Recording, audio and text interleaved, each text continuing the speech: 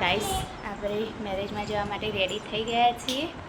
જુઓ હજુ તો દ્વિજાબેન ફરી જાય છે, ખબર નહીં એ શું કરે છે. દ્વિજા ચલો ને હવે જવાનું છે.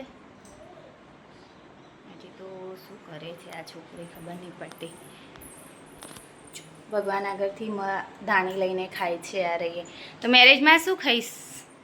ચલો તો ગાઈસ હવે આપણે નીકળીએ. ગાઈસ તો હવે આપણે મેરેજમાં પહોંચી ગયા છીએ અને ત્યાં ચાલી રહ્યું છે વરરાજાને મતલબ સામૈયું કરવા માટે ગયા છીએ.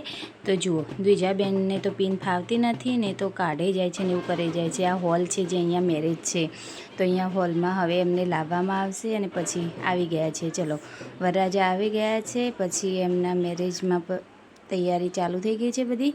હવે એ આવીને બેસી જશે ખુરશીમાં, પછી મેરેજ સ્ટાર્ટ. હજુ હોલમાં બહુ સરસ છે, બધાને મજા આવે એવું બહુ મોટો હોલ છે અને અહીંયા જગ્યા પણ બહુ સરસ છે. તો ત્યાં પંખા અને બધું છે, તો ગરમી પણ કોઈને લાગે નહીં કે એવું, અને મજા આવે એવો હોલ હતો. વરરાજા ચોરીમાં પધારી ચૂક્યા છે. જુઓ બધા કેવા બેઠા છે. હવે એમના બેન હવે તો આશાબેન પણ આવી ગયા છે મંડપમાં અને હાર પણ એકબીજાને પહેરાવી દીધા છે. અને જુઓ બધા કેવા બેઠા છે. અહીંયા આ બહુ જ મોટો હોલ છે. અહીંયા જલારામનું મંદિર છે અને ત્યાં નીચે હોલ છે, ત્યાં મેરેજ રાખવામાં આવ્યા હતા. જુઓ બધા બેઠા છે. જુઓ અમે બધા બેઠા છીએ, બધાએ વાતો કરી અને બધા હસ્યા અને બધા બહુ જ મશગુલ છે વાતોમાં. અમારા પાછળ પણ બધા બેઠા છે, એ જોઈ રહ્યા છે. જુઓ દુલ્હન અને વરરાજા બંને જુઓ બંને પાણી પી રહ્યા છે. હવે એમના ફેરાની વિધિ શરૂ થાય છે, પછી બંને ફેરા ફરશે. પછી અમે ઘરે આવી ગયા. પછી ઘરે આવ્યા પછી અમારે જમવાનું બનાવવાની તાકાત નથી, કેમ કે આજ તો થાક્યા હતા. તો અમે ગયા ઢોસા ખાવા માટે, તો અમે ઢોસા ખાતા.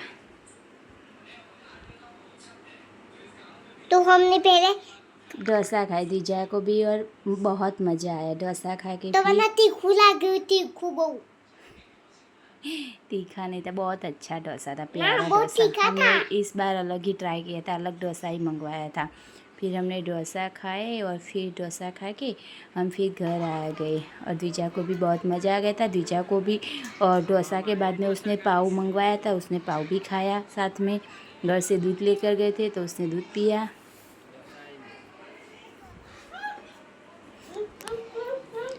फिर हम आ गए घर. तो फिर हमारा आपको आज का मिनी ब्लॉग कैसा लगा वो हमें कमेंट करके ज़रूर बताना. जय माता जी गाइस.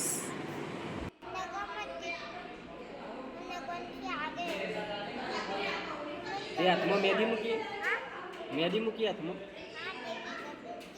शादी में गई थी, आकर फिर थक गए तो खाना खाने बाहर आ गए.